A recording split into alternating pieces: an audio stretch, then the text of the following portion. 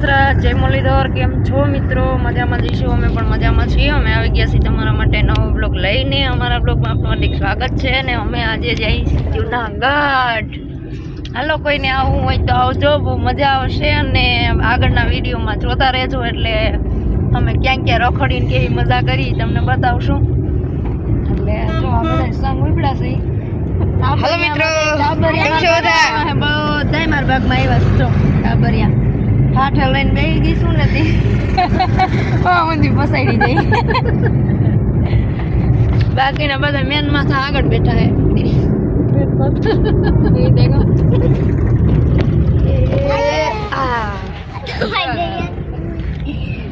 હાલો, બધાની મુલાકાત નીચે ઉતરી નિરાંતે કરશું. હવે અમે આમ તો પહોંચી જ ગયા અહીં જુનાગઢ પ્રોપરમાં. એટલે હવે આપણે જે જગ્યાએ જવાનું છે ને ત્યાં તમને જઈને બતાવું. હાલો, જો પહોંચી ગયા અક્ષર દ્વારા. હા, સાચી વાત. સૌરમંડપ ઉગી ગયા ના નીચેની જગ્યા છે, હજી આપણે ઉપર ચડવાનું બાકી છે. બાપુ જો બેઠા બેઠા વોકો પીવે.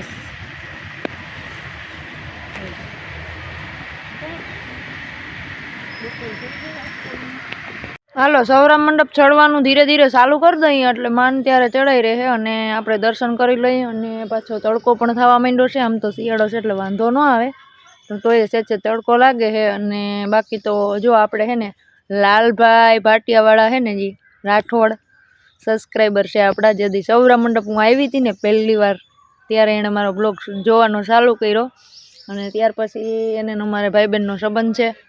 અને હવે જો બીજી વખત આવ્યા હે લાલભાઈ, જોઈ લેજો. તે દીથી સ્ટાર્ટ કર્યો તો એને 2 વાર થઈ ગયા હે, યાદ નથી. તે દુના આપણે વિડીયો જોવે છે. એટલે જ આ સૌરામ મંડપ આવી છે ને તો લાલભાઈની યાદી આવી ગઈ. કેમ કે હે ને લાલભાઈ, તમે આપણા બ્લોગ જોયા હતા અને સૌરામ મંડપના બ્લોગથી શરૂ કર્યું હતું જોવાનું. એટલે સૌરામ મંડપ જોયું ને એટલે યાદ આવી ગયું.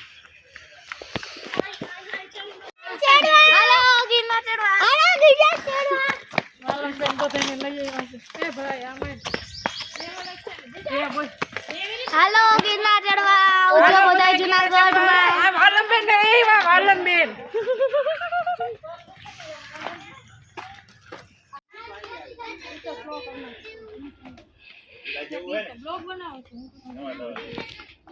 હાલો મિત્રો, મને હા ચડવા માંડ્યો હે. જય ગિરનારી,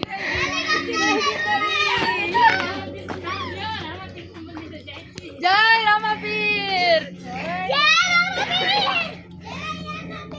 જય રામદેવ, જય ગિરનારી, જય રામાપીર.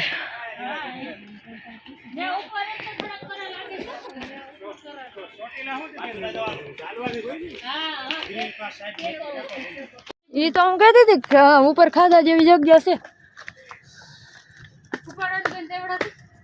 ઉપાડવાની તો પછી ખાલી થઈ જાત ને. અહીં ક્યાંક ઉગડતા હતા ડબરા ખાલી થઈ જતા, જાળવણ ટીંગળી નહીં જાત, કોઈ લઈ ના લે કઈ નહીં. હા, ટૂંકા કપડા ની બનાવી હોય. હાલો, પહોંચી ગયા હો સૌરા મંડપ. સૌરા મંડપ, સૌરા મંડપ, સૌરા મંડપ, રામદેવ પીરની મંદિરે. હાલો બધા, પેલા અંદર હાલો, પછી બહાર પગે લાગશું. હા, અહીં ક્યાં કાઢ નાખી. હાલો,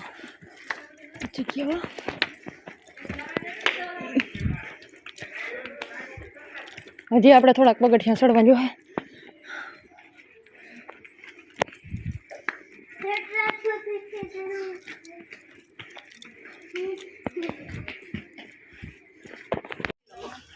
હાલો, પહોંચી ગયા સૌરા મંડપ. તજા દીઠે ધણી સાંભળે, દેવળ દીઠે દુખ જાય, દર્શન કરતા રામા પીરના અમારા પૈંડના પાપ જાય.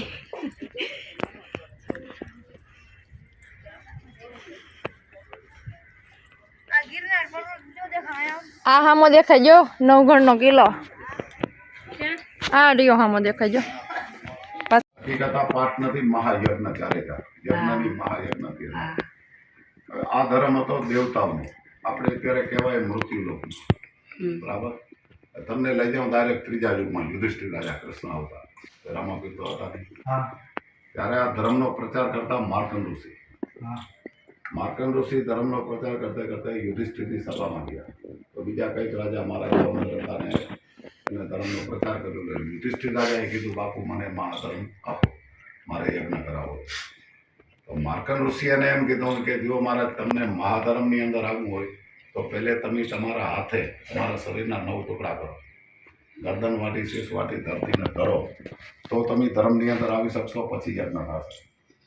તો યુધિષ્ઠિર રાજા કે બાપુ કે હું મારા હાથે હાલો 9 ટુકડા કરી નાખું તો હું ધર્મમાં કેમ આવું? તો કે તમારી માને જઈને પૂછો, કુંતા માતાને દ્રૌપદીને. યુધિષ્ઠિર રાજા ગયા કુંતા માતાએ. કુંતા માતાને જઈને વાત કરી કે ભાઈ માર્કંડ ઋષિના કહેવાથી મારો મને મહાધર્મ આપો. તો કુંતા માતાએ કીધું હા કે બાપુની વાત સત્ય છે તમારી કે તમારે હાથે 9 ટુકડા કરવા પડશે, પણ તમે દ્રૌપદી પાસે જાઓ, એ તમને એક રીતથી સમજાવશે મહાધર્મ એટલે શું. યુધિષ્ઠિર રાજા ગયા દ્રૌપદીમાં આવ્યા. દ્રૌપદીને વાત કરી કે ભાઈ કુંતા માતાએ માર્કંડ ઋષિએ મને મોકલ્યો તમારી પાસે, મહાધર્મ આપો, મારે યજ્ઞ કરાવવો. તો દ્રૌપદીમાં એ કીધું કે હા કે તમારા હાથે મારે જ પહેલે 9 ટુકડા કરવા પડશે, ગરદન વાટી શીશ વાટી ધરતીને ધરશો, પછી તમે ધર્મની અંદર આવી શકશો, પછી યજ્ઞ થાય. હવે એ દ્રૌપદીમાં એને સમજાવે ધર્મ વિશે, મહાધર્મ એટલે શું. દ્રૌપદીમાં એ કીધું જો મહારાજ આ ધર્મ છે મહાધર્મ, નિજ ધર્મ, નિજ્યા ધર્મ, જીનો ધર્મ, મોટો ધર્મ, સનાતન ધર્મ, આદિ અનાદિનો ધર્મ છે, મા શિવ શક્તિનો ધર્મ, મા પાર્વતી માતાએ 1000 વર્ષ ધર્મને આગળ લાવ્યો. આ ધર્મ જેથી આકાશ પાતાળ નહોતા ત્યારે પણ હતો, સૂરજ ચંદ્ર નહોતો ત્યારે પણ આ ધર્મ હતો. હવે આ ધર્મની અંદર નથી કોઈ રાજા, નથી કોઈ રંગ, નથી કોઈ સ્ત્રી, નથી કોઈ પુરુષ. આ ધર્મ છે ત્યારે આપણો મનુષ્યનો અવતારીએ તો આપણે હમણાં મરી જાય તો હમણાં ગાય ભેંસ કૂતરું બિલાડી ગમે એનો અવતાર આપણે મળશે, પણ અંદરની આપણી આત્મા એ કોઈ આત્મા મળતી નથી. આત્મા આપણી અમરીએ. હવે આ ધર્મનો મેન મુદ્દો એ છે કે 84 લાખ તમે અવતાર ચક્કર કાપો ત્યારે એક મનુષ્યનો અવતાર થાય.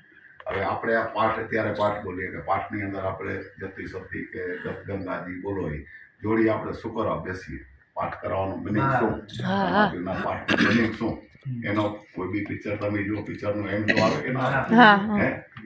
હિન્દી પિક્ચર જોવા જાઓ કે ગુજરાતી જુઓ, હીરો ને ગુંડા હોય, છેલ્લે ગુંડો મરે તે હીરાની જીત થાય. તો આ પાઠની અંદર એ જ છે કે પાઠમાં આપણે શું કરવા બેસીએ રહે. હવે જોડી બેસે, બેની આત્મા એક થાય, પરમાત્માની આત્મામાં આપણે જવાનું હોય, માંગણી કરીએ કે ભાઈ અમને અમારા પરમાત્મા તમે લઈ લ્યો. ત્યારે આપણે પરમાત્મા આપણે લઈ લઈએ આપણી બેની જતી સતીની જોડી આત્માને, ત્યારે આપણે મોક્ષ મળે. જો ન લઈએ ત્યાં સુધી 84 લાખ વાળું ચક્કર ચાલુ રહે. ધર્મમાં ન બેસવાનું કારણ આ 84 લાખ અવતાર તમારો ચક્કેરો ચાલુ થાય, અને આની અંદર જાઓ તો તમારો ચક્કેરો બંધ થઈ જાય, પાછો મનુષ્યનો અવતાર આવે. હવે રહી 9 ટુકડાની વાત, તો 9 ટુકડા એ રીતે કરો, તમે પહેલે તમારું અભિમાનને મારો, પછી મનને મારો, ઇન્દ્રિયનું દાન કરો, વાસનાનું દાન કરો, મોહમાયાનું દાન કરો, એકદમ નિરાકરણ થઈ જાઓ. અંશ બરાબર કોઈ વસ્તુ ચીજ નામની અંદર રહેવી ન જોઈએ આત્માની અંદર. પછી એમ કરી રહી ગરદન વાટી શીશ વાટી ધરતીને ધરવાની વાત તો કે તમારા ગુરુએ ગુરુના ચરણે જઈ શ્રીફળ નારિયેલ વધારવાનું. આ મસ્તક આપણું નારિયેલ, તમે મંદિરે ત્યારે આયા મસ્તક નમાયું હોય નારિયેલ વધાર્યું ગણાય. એમ કરી 5 પાંડવ કુંતા માતા અને દ્રૌપદીએ ત્રીજા યુગનો યજ્ઞ કરાયો હતો. હવે પહેલા યુગમાં લઈ જાઓ પ્રહલાદ રાજા, સોનાના પાઠ, સોનાના સિંહાસન, સોનાના બધું શણગાર સોનાનો. હવે એની અંદર ત્યારે વસ્તી 140 કરોડ, તેની વસ્તી હતી ખાલી 15 કરોડ. એમાં 5 કરોડ દાનવ એટલે કે રાક્ષસ, 5 કરોડ માનવ ને 5 કરોડ કે અમને કાંઈ ખબર નથી ધર્મ બાબતે. 5 કરોડનો મહાયજ્ઞ નથી એનો ત્યારે. હવે એની અંદર હાથીને મેરો ને ભજનમાં એમ બોલશે હાથીને મેરો, અંગલી છાટી હાથી સજીવન થયું. હકીકત કોઈ હાથી કપાણો મરાણો નહોતો, એ આપણું અભિમાન ગયો દ્રૌપદીના. પછી આવ્યો બીજા યુગનો પાઠ, હરિશ્ચંદ્ર ચાંદીનો પાઠ. ત્યારે 21 કરોડની વસ્તી હતી, 7 કરોડ દાનવ, 7 કરોડ માનવ ને 7 કરોડ કે અમને કાંઈ ખબર નથી. 7 કરોડનો મહાયજ્ઞ થયો. એની અંદર અશ્વર એટલે કે ઘોડો, ઘોડાને મેરો ને અંગલી છાટી ઘોડો સજીવન થયું. હકીકત કોઈ ઘોડો કપાણો મરાણો નહોતો, એ આપણું મનને મેળવું, મનરૂપી ઘોડો. પછી આવ્યો ત્રીજા યુગનો પાઠ, યુધિષ્ઠિર રાજા ત્રાંબાનો. ત્યારે વસ્તી હતી 27 કરોડની. એમાં 9 કરોડ દાનવ, 9 કરોડ માનવ ને 9 કરોડ તેમને કાંઈ ખબર નથી. એની અંદર અજીયા કૌલી એટલે ગાય, ગાયને મેરીને આટલી છેટીને ગાય સજીવન થઈ. હમ હકીકત કોઈ ગાય કપાડી મરાણી નહોતી. નહોતી હા. એ હતો ઇન્દ્રિયનું દાન. હમ પછી આવ્યો ચોથા યુગનો પાઠ બલિરાજાનો જે આ જગ્યા ઉપર એને મૂક્યો. હા. ત્યારે વસ્તી થઈ 36 કરોડની, એમાં 12 કરોડ દાનવ, 12 કરોડ માનવ ને 12 કરોડ કે એમને કાંઈ ખબર નથી. 12 કરોડનો મહાયજ્ઞ. હવે એની અંદર અજિયા એટલે કે બકરી, બકરીને મેરીને બકરી સજીવન ન થઈ. હવે સમજવું, હકીકત અંદર કોઈ બકરી છે જ નહીં. જેમ હાથી નહોતો, ઘોડો નહોતો, ગાય નથી, એમ બકરી પણ નથી. હવે આ પાઠ હતો વિસો. દસો ને વિસો બે પ્રકારના પાઠ આવે. આ પાઠ હતો વિસો. વિસો પાઠ એટલે નિવસ્ત્ર, કપડાનો કોઈના નથી, બાપ નથી, દીકરી નથી, ભાઈ નથી, બેન નથી, પતિ નથી, પત્ની નથી, સ્ત્રી નથી, પુરુષ, ખાલી આત્માનું મિલન હતું. જેની આત્મા મિલે સામે પરમાત્માની આત્મામાં જોડાવાનું હતું. હવે એની અંદર હતું આત્માની મિલનની અંદર વાસનાનું દાન. કે વાસનાનું દાન થવું જોઈએ. વાસનાનો થયો શિકાર. એ અજ્યા પડી ગઈ નીચે રૂમમાં. પછી ગંગાજી ભેગી હતી અને ભગવાનને કહી આરાધના કે ભગવાન શું થયું? વાસનાનું દાન અધૂરું કેમ રહ્યું? ત્રીજા યુગમાં ઇન્દ્રિયનું દાન થયું, ચોથા યુગમાં વાસનાનું દાન અધૂરું કેમ રહ્યું? તે દિવસે આકાશવાણી થઈ. કલયુગની સ્થાપના અહીંયાથી. તેથી આકાશવાણી થઈ કે આજથી કલયુગની સ્થાપના થઈ. એટલે એ ગંગા સમાઈ ગઈ બારે પાછળ. બાઉન્ડ્રીની બારે રહી ને વ્યવસ્થા અજિયા પડી આ નીચે પેલો જ રૂમ રહ્યો ને ત્યાં. એ આજની તારીખમાં બોલે વાસુદેવ કરીને જાંદરીનો અવાજ દે અને રૂબરૂ દર્શને દીધા. પછી આ યુગ થયો પૂરો. ગત સમાઈ ગઈ, હજી અહીંયા સમાઈ ગઈ. હવે ભગવાને નક્કી કર્યું આ તો નારાયણનો અવતારીએ, રામે કૃષ્ણએ રામાપીરે. પછી ભગવાને નક્કી કર્યું કે મૃત્યુલોકમાં મહાધર્મ, નિજ્યા ધર્મ, સનાતન ધર્મને આગળ હલાવશે કોણ? પછી રામાપીરનો અવતાર થયો. રામાપીરે આવીને પહેલો પાઠ અહીંયા ભરો. રામાપીરે આપણે જેમ પાઠ ભર્યો એમ કદી રામાપીરે પાઠ ભર્યો. ને એની ગતગંગા હતી જેસલ તોરલ, ખીમડીઓ, કોટવાલ, ડાલીબાઈ, ઉપાધે, માલદે. એ ગતગંગા અહીંયા પાઠ ભરી. એને આજ 650 વર્ષ થયા. હવે આપણે પાઠ ભરીએ. હા વરદભાઈ,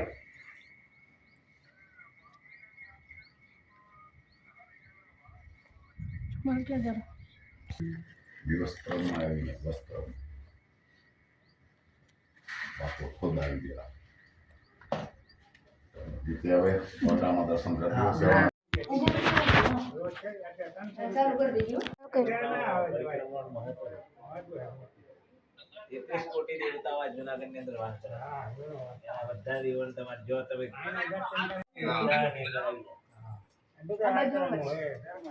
બધા આશ્રમો છે, ધર્મશાળા છે, બધા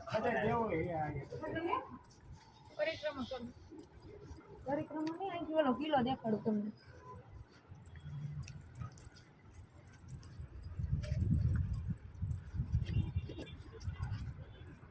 જો રહ્યો ઓલો કિલો રહ્યો ને ઈ નવગણનો. હા આ નીચે ઓલું મંદિર જેવું દેખાય છે. ના ના આ ઓલું જૂનવાણી વાળા હે ઈ ગઢ ગઢ. હા હા હાઈ અહીંયા ઉપર કોટ જાવું કે આપણે વાલા જાવું હોય તો જઈ આવીએ. હાલો બીજે તો ક્યાં જવું હવે ત્યાંથી હું માં હાલ નીચે આગળ દેખાડું તો તું કામ કરે છે એક વિડીયો ઉતારીને પછી આપણે ઘરે આવીને દેખાડજે. કોણ કે વિડીયો મોકલ. આ પર્સ લઈ લેજો તમારો. કહેવાનું આવતું જ નથી. મારા ભાઈ કે એને નહીં જોયું મને એને કે અમે નથી જોયું. અમે નથી મને તો અમે અહીંયા આવ્યા મને નથી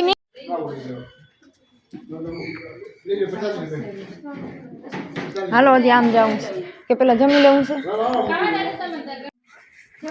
છોકરો હેરાન થઈ જાય. બોલો આમ લાગો રે પણ આમ ટાઈટ હું કે કઈ નથી લતો રહી જાય તો વાંધો થઈ જાય. તો વાંધો રે હજી બહુ બહાર કાઢતા નથી ને આનું જે છે ને એ અંદર છે રૂમમાં છે ને એના દર્શન બધે ન થવા દે. ઓલું ચિત્તાર કિતાર કિતાર નહીં કિતાર. તો પરિવારના સારા ઓછે ગયા આ વાયરસ વાસીને આગી દે વેલો મોડો વિડીયો ઉતાર્યો વેલો ઉતાર્યો મેં બે વખત ગયો ઉતારી આવતારી હોય હોય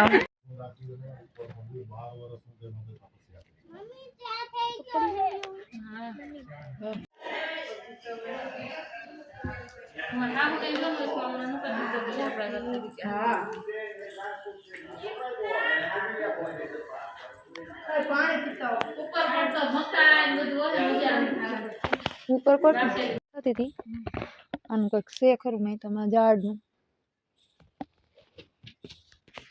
ઝાડમાં જો ને હું હરું ભર્યું કર્યું. હા હા એ ઝાડનું છે ખરું કંઈક પણ હવે એ આપણને અત્યારે ખબર વગર બોલીએ એટલે એમાં એવું થાય કે આમ આવડતું ન હોય ને ખોટા ફાંકા જીકાય નહીં એટલે એમ આ ખબર છે એટલું કહીએ એમ બધી સમાધિ છે બધી પાટ અધૂરાની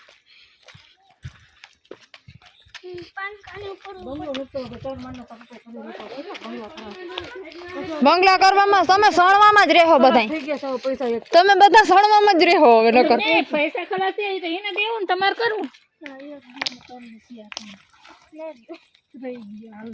કરી દે તમે મંગળ હજી હેઠળ કરશું યો માય ગોડ વાલમભાઈ નું ઘર કર્યું વાહ વાહ કર